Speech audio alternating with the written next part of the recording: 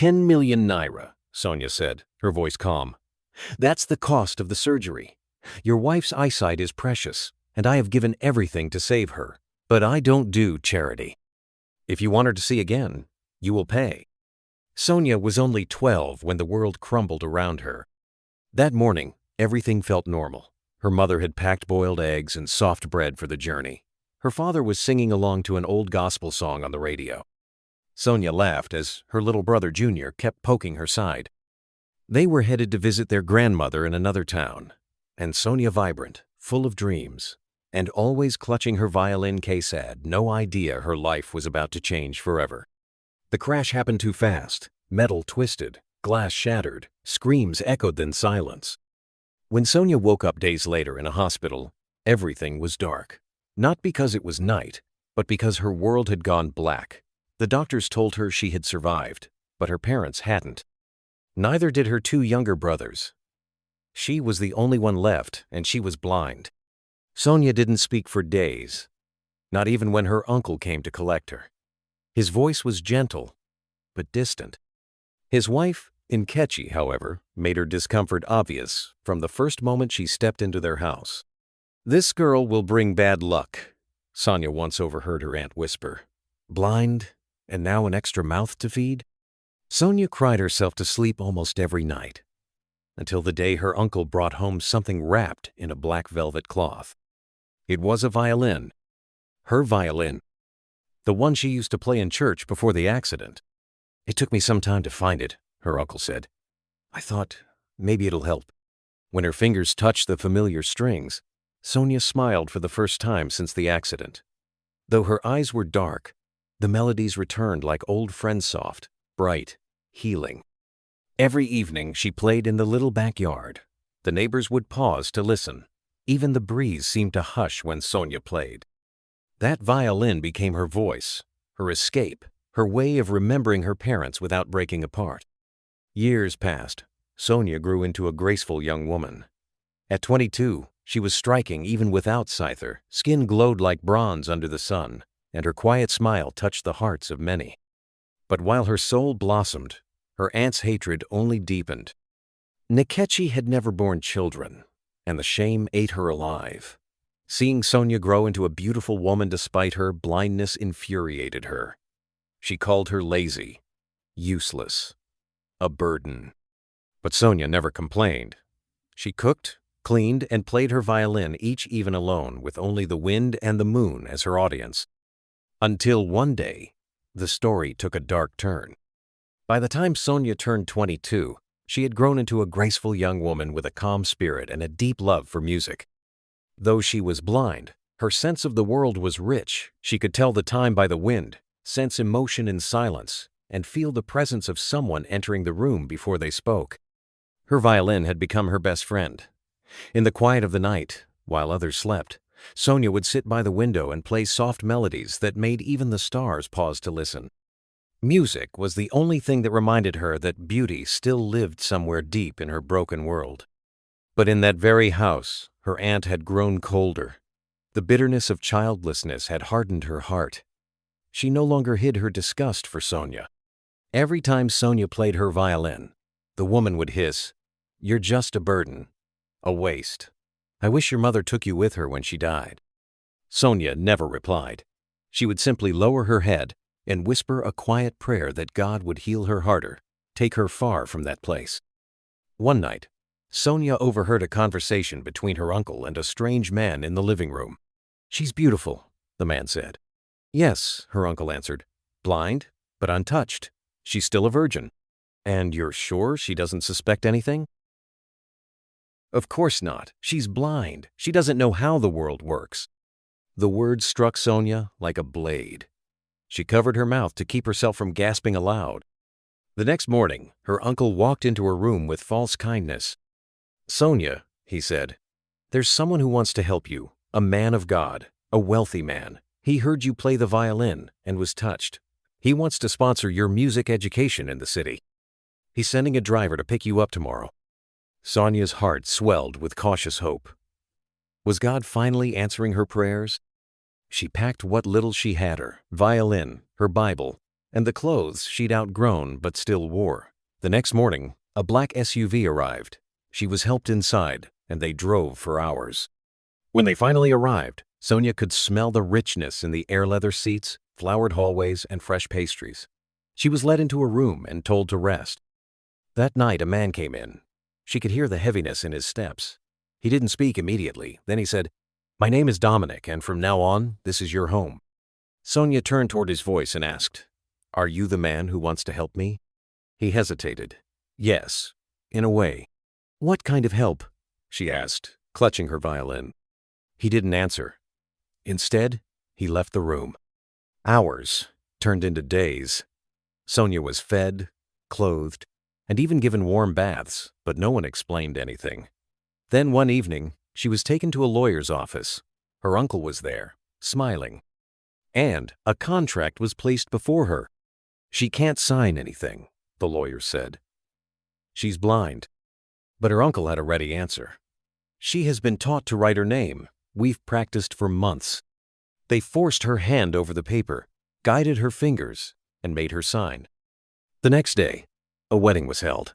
There were no guests, no family, no music, just a signature, a ring, and silence. Sonia was now married to Dominica, a man she had never seen, a man she didn't know. But that night, Dominic came into her room and said something that chilled her to the bone. "I didn't marry you because I wanted a wife. I married you to make a statement. You were just available." Sonia didn't cry. She just whispered, "God, if you are still with me, don't let me break." But even God was silent that night. Sonia's days in the mansion were quiet too, quiet.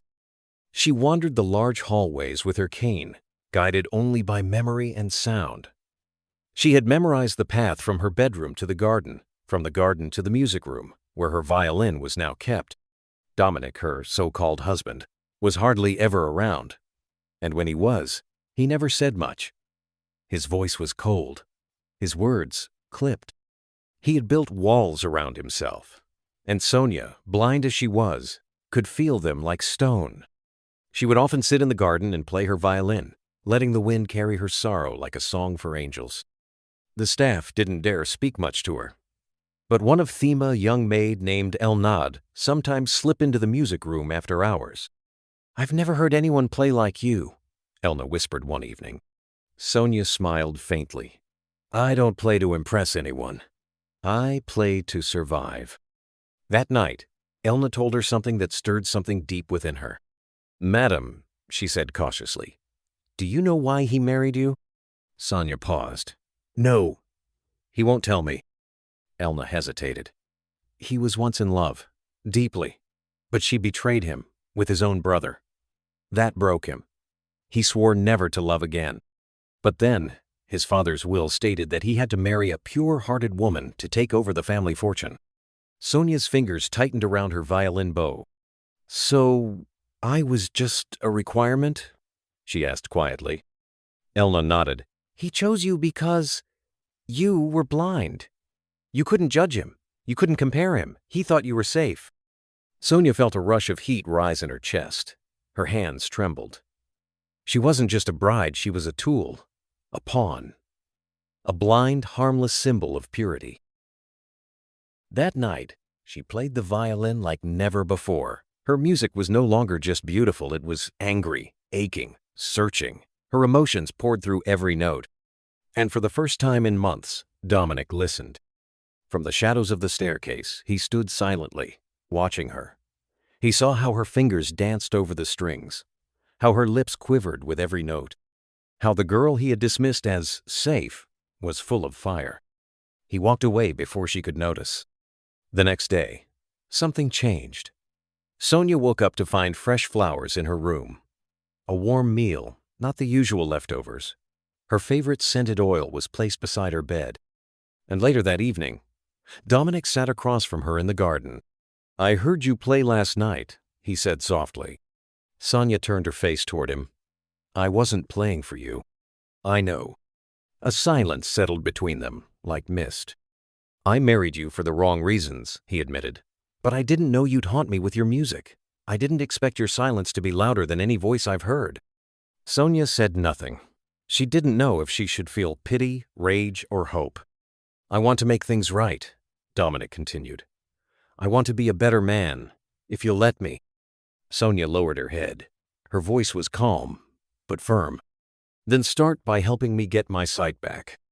Dominic looked up, startled. "You still want surgery?" "I've wanted it every day for the past 10 years, she said. "But I gave up hoping until now." Dominic nodded slowly. "I'll make it happen." When Sonia returned to the mansion, everything felt different. It wasn't the grand furniture, or the tall glass windows, it was the air. Lighter, freer, like a burden had been lifted from the walls themselves. Dominic was waiting for her at the entrance, standing by the fountain, hands tucked nervously in his pockets. Sonia stepped out of the car, her steps sure. She was no longer the blind girl who needed guidance. She was a woman who had found her strength. He watched her walk toward him, awestruck by the quiet grace she carried. "Welcome home," Dominic said. Sonia smiled faintly. "Thank you for everything." He opened his mouth to speak again, but before he could, a sharp voice interrupted them. "So this is the famous little bride?" Sonia turned and saw her.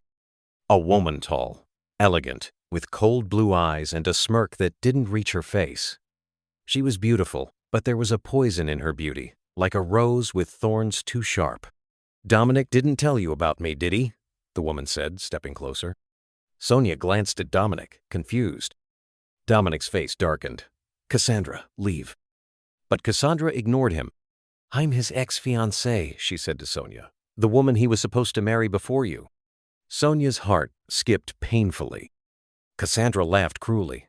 "He thought marrying you, a blind, naive village girl, would erase me from his memory. Silly, isn't it?" Dominic stepped forward sharply. "That's enough." But Sonia raised her hand. She didn't want Dominic to fight her battles. Looking calmly at Cassandra, Sonia said, "If he wanted to erase you, he wouldn't have had to marry anyone. The truth is, he chose to heal. And healing often requires things from broken people like you can't understand." Cassandra's face froze. Her lips tightened. She wasn't used to being spoken to like that. Sonia turned her back to her and faced Dominic. "I can handle your past," she said softly, "but I will not live in the shadow of your regrets." Dominic's eyes glistened.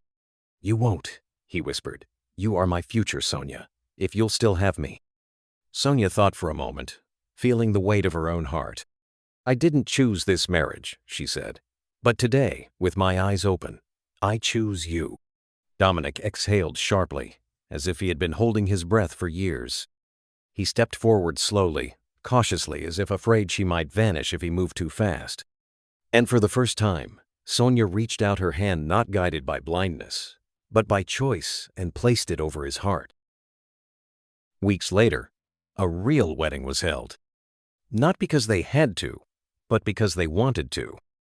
This time, Sonia wore a simple white dress, her hair flowing like silk, her eyes full of light. Dominic stood before her, no longer a man trying to fix his pain, but a man trying to build a new future with her. As they exchanged vows, tears slid down Sonia's cheeks. Not tears of sorrow, but of grace. She had once thought losing her sight was the end of her life. She now knew it was only the beginning of her journey into something greater than she could have ever imagined. A life where even broken hearts could be made whole again. Years passed. Sonia's life had transformed in ways she could never have imagined. What started as a story of survival had become one of achievement, ambition, and ultimately, healing. Her desire to help others, to give them the gift of sight as she had once been given, led her to pursue a career in medicine. She worked hard, studying tirelessly for years, and eventually became one of the most respected ophthalmic surgeons in the country. The world had gone from black and white to color, and Sonia now saw not just the beauty of the world, but the opportunity to fix what had been broken. Her hospital, named Sonia Vision Clinic, stood tall a testament to her resilience. It had become a sanctuary for those in need, and she'd worked tirelessly to create an environment of hope. One quiet morning, while reviewing patient files, the receptionist called her in a rush. "Dr. Sonia, we have an urgent case. A woman severely burned, needs immediate surgery." Sonia frowned and walked to the ER. The moment she laid eyes on the patient lying unconscious on the operating table, something in her chest tightened. It was her uncle's wife, Nkechi. Nkechi, she whispered to herself in disbelief. Her hands trembled as she examined the woman's chart. The burns were severe. Her face and arms were disfigured, and her eyes had been severely damaged from the fire. They had been brought in by a wealthy family, her uncle's family. Sonia couldn't believe it. For a moment, the anger and bitterness from years ago threatened to overwhelm her. She had built this life, far from the pain and humiliation they had once put her through. But her oath as a doctor kept her grounded. No matter what they had done to her, this was her duty. As they wheeled Nkechi into the surgery room, Sonia noticed her uncle sitting in the waiting area, pacing nervously. It took a moment for her to collect herself before stepping forward. "Sonia, is she going to be okay?" her uncle asked, his voice trembling. Sonia didn't look at him. She simply nodded and entered the operating room. After hours of delicate surgery, Sonia stepped out of the operating room. Her uncle was waiting, still looking worried but now hopeful. "She's alive," Sonia said, her voice steady. "But there's a cost." Her uncle frowned. "How much is it?" Sonia's eyes met his. For the first time, he seemed like the man who had once promised to care for her after her parents died. But that man was long gone, replaced by the memory of a cold, selfish man who had never once treated her like family. 10 million naira, Sonia said, her voice calm. "That's the cost of the surgery. Your wife's eyesight is precious, and I have given everything to save her. But I don't do charity. If you want her to see again, you will pay." Her uncle's face went pale. He didn't have 10 million. He had never had that kind of money. I don't have that kind of money," he stammered. Sonia crossed her arms. "Then I'll need a 5 million naira deposit before she can leave. The rest can be paid off as an installment plan. But if you cannot manage that, then your wife stays here until it is paid in full." Sonia felt a bitter sense of satisfaction in the words. She had never wished her uncle harm, but seeing him so utterly helpless was a kind of justice. The same man who had sold her away in exchange for his own selfish desires now found himself at her mercy. As the days passed, Sonia remained coldly professional. Her uncle's family struggled, searching for ways to come up with the money. They were poor. Nkechi's medical bills were far more than they could afford. Finally, one morning, her uncle approached her office. His head was bowed in shame. "Sonia, I can't find the money," he admitted. Sonia looked up, her expression unchanged. "Then I'll be forced to make other arrangements." "What do you mean?" her uncle asked, his voice shaky. "I will place a lien on your house," Sonia said firmly. "It will be sold to cover the hospital bills. You will pay your debt to me one way or another." Her uncle's face contorted in shame and humiliation. The man who had once treated her as nothing but a tool, as an object to be used and sold, now stood before her, vulnerable. Several days later, Nkechi regained consciousness. Her eyes fluttered open, her vision blurry at first. The room was filled with the soft beeping of machines and the faint scent of disinfectant. She reached up to touch her face, feeling the bandages covering her burns. But what shocked her most was when she opened her eyes fully. The first person she saw was Sonia. Her entire body went rigid. Her breath hitched. The woman she had once cruelly mistreated, the girl they had sold to a billionaire, the blind girl was now standing before her, not just as a survivor, but as a doctor. Sonia didn't flinch. She didn't show a single ounce of the pain her aunt had caused her. Sonia's voice was calm, but unwavering. "You owe me 10 million naira for your surgery. Your husband has already made a deposit of 5 million. The rest of it will come from your house. If you don't pay, you will not leave this hospital." Nkechi's face turned white as realization dawned on her. The woman she had tormented for years, the girl she had called a curse, was now in charge of her fate. Tears filled her eyes as she looked at Sonia, remembering the years of mistreatment, the cruel words, and the bitter actions. "Nkechi," Sonia began, her voice softer but firm, "I have forgiven you, but you and your husband must pay the debt you owe." Nkechi's tears streamed freely now. She didn't just feel ashamed, she felt small, insignificant. She sank to her knees. "I'm so sorry, Sonia," she sobbed. "I never realized how wrong I was. I was blinded by my own pain, but now I see." Sonia stood in silence, her emotions in check, but deep down, she felt the tiniest flicker of relief. The pain of her past was finally being healed, not by forgiveness, but by justice. Sonia turned and walked away, leaving Nkechi kneeling behind her. She had done what she needed to do. 2 weeks later, Sonia's uncle called Dominic, pleading for him to beg his wife to please not take away their home as they will become homeless and had no place to go. At this point, Sonia's husband now sees her uncle as a bad person for selling his niece to him. So Dominic told him to settle whatever bills with his wife. Sonia had just walked away from her uncle's wife, Nkechi, who was still kneeling in desperation at the door. The tension in the air was thick, her heart torn between the pain of what had to be done and the weight of her own past. She entered her office, the weight of her decisions pressing down on her shoulders. Her phone buzzed. It was a text from an unknown number. "You've grown cold, Sonia. You've become just like them. You think you're the one with all the power now, but did you know? Dominic isn't what you think he is. He can't even perform his duties as a husband. He's impotent, Sonia. He's been hiding it from you, and you don't even know the shame he's brought to your life." Sonia froze. The message didn't make sense. It felt like a cruel, baseless lie. But there was something about it that made her stomach churn. The phone buzzed again, another message from the same unknown number. "You really think he loves you? After everything he's done? You deserve better, Sonia. Don't let yourself be humiliated any longer." Sonia's mind raced. She had always believed in Dominic. He was her protector, the one person who stood by her when the world turned its back. Could it be true? Or was this just another one of those lies meant to break her? She tried to shake off the nagging thoughts, but they lingered, gnawing at her peace. Just as she was about to close the messages, the door to her office creaked open, and Dominic stepped in. His smile was warm, but Sonia could see the exhaustion in his eyes. He had been working tirelessly to keep things running smoothly for her, for them. "How's your day going?" he asked, walking toward her. Sonia stared at him for a moment, her heart torn.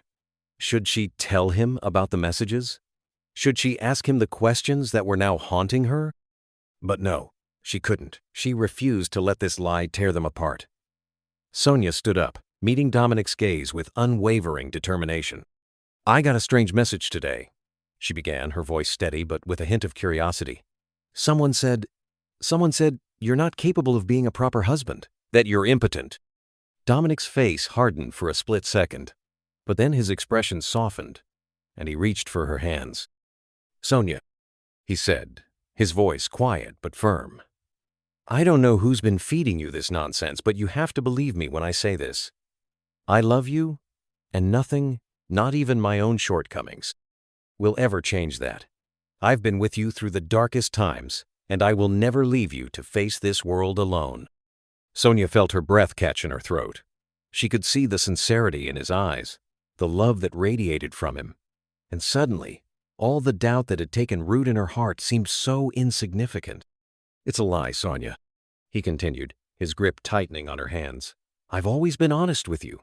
Don't let these lies tear us apart. They want to see us fail, but I'm not going anywhere." Sonia closed her eyes for a moment, taking in his words. The weight of the accusations felt lighter now, and for the first time in a long while, she felt a sense of calm. "I know you, Dominic," she said, her voice soft but resolute. "I will not let anyone destroy what we've built. Not now, not ever." Dominic smiled, his face filled with relief and pride. "You're stronger than anyone gives you credit for." Sonia pulled away gently and walked toward her desk, retrieving her phone. Her fingers hovered over the screen, and with a single swipe, she sent a message to the unknown number. "I don't know who you are, but know this. Dominic and I stand together. Your lies have no place here. Let us be."